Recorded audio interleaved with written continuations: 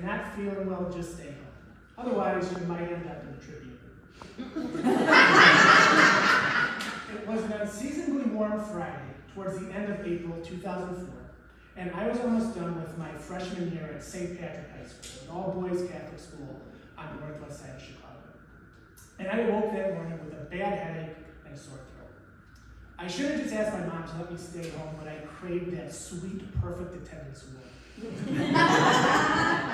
Besides, I couldn't miss that quiz in Mr. Ryan's world history class. So I hopped on the Addison bus and headed to school. I arrived at school to find that Operation Prom, a well-intentioned biannual scare tactic about the perils of drunk driving and formal wear, was in full swing. The goal of this program was to encourage us to make good choices. And that was a big ask for a lot of these young men who spent most weekends in Schiller Woods with cubes of Busch Light playing Chicago's favorite game. No, not Bozo Buckets. But do I have alcohol poisoning? Now, Operation Prom was quite a spectacle. A DUI carnival set up in the gym parking lot, complete with games and rides. Instead of carnies, we had Illinois state troopers, students, and Mr. Sepulcre, our theology teacher from Spain, donned blurry beer goggles to drive a golf cart through a safety cone obstacle course. And while its purpose was to show us the dangers and difficulties of driving while intoxicated, it really just showed us how to do it better. In 4 years there, we never learned how to file a tax return, but law enforcement taught us useful skills like how to operate a vehicle while literally blind drunk. Meanwhile, in the Belmont Avenue parking lot, the fire department was busy staging one of the highlights of the day, a simulated drunk driving accident. Theater kids, dressed in their fake blood-stained vests, from black tie formal wear, were strewn about the ground crying out in pretend pain. A 96 Geo Metro was crashed into a tree. So now we were thrust into the middle of this chaotic tableau of the fake crash's aftermath. And the paramedics' lecture incident, it really resonated, causing us to say to ourselves, what the hell is going on? Why are we doing this? And boy, I could really use a drink right now. Little did we know that the real action of the day was about to unfold in the gym. The program culminated in an all-school assembly sponsored by Mothers Against Drunk Driving. So they herded the entire 1,000-person student body into the poorly ventilated gym on this very hot day. And as I sat in the bleachers on the balcony, I just wanted this assembly to be over so I could take my quiz and be closer to the day being over so I could just go home. Marty Belushi, no relation, was introduced and began to tell her story. And in spite of my headache and sore throat, I, along with everyone else, listened intently as the temperature in the gym was rising. A hot gym and Ms. Belushi's graphic tale would conspire to make a memorable afternoon for the Shamrocks. Using only her words, she painted quite a vivid picture of the wreck. She described in great detail how the car she was driving was hit head-on, and she flew through the windshield through sheets of jagged glass. Now, I'll spare you the rest of the details, but just know that it involved her face and bobby pins holding it in place. Oof.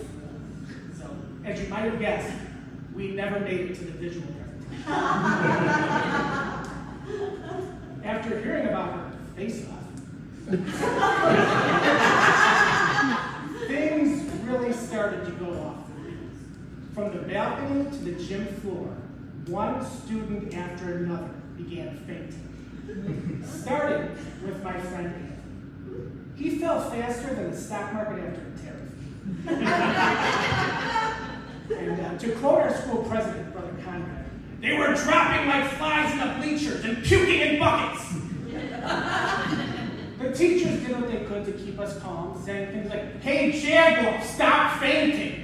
Just get up and rub some dirt on it. And boy, I could really use a drink right now. Luckily, the paramedics were still there cleaning up after Operation Prime, but now they would have to clean up Operation Puke and Faint. That brought an abrupt end to our assembly. Those of us still standing, myself included, left the gym to return to our classes. Mine happened to be Mr. Ryan's World History class. I still wasn't feeling well, but I had to take that quiz. I got to class, I finished my quiz, and I decided not to be a hero anymore. And I asked Mr. Ryan if I could go to the office and call my mom to take me home. As I headed to the main office, I was intercepted by our assistant principal, Mr. Schmidt, who shouted, "We've got a late reaction!"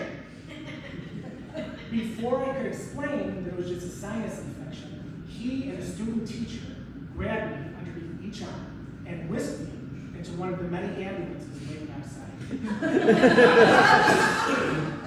I got into the back of the ambulance and was greeted by my friend Tom and another guy named Matt, who apropos of nothing had a third name. As far as I know, he still does. The paramedics told us that we were experiencing psychogenic shock symptoms and rushed us to Resurrection Hospital. We got to the hospital and we were put in a shared room. And a few minutes later, Father Mulcrum, our family priest, came in, and I thought we were getting the last rites. But he also happened to be Matt's uncle, and he was just at the hospital doing his rounds. Meanwhile, my mom got an unexpected phone call at work. "Hi, Mrs. Bowery, this is Mr. Schmidt. Danny's fine. He passed out. He's in the hospital. Please don't sue us." My mom got to the hospital to find out I was indeed fine, and I was released. And we stopped back at school so I could get my books, and a Tribune reporter was waiting outside with the photographer, and he asked me for an interview. Now, keep in mind, I didn't really pass out, but I decided to play along for my shot at the newspaper. So the photographer snapped a really bad picture of me that made my mom's Christmas card that year. And I shared these words of wisdom with the city. "I nearly vomited a few times listening to her," said Danny Bowery, 14, a freshman who returned to school after going to the hospital. Definitely, I got her a message. That message: stay home when Marty Belushi is sleeping. It might save you a trip to the hospital.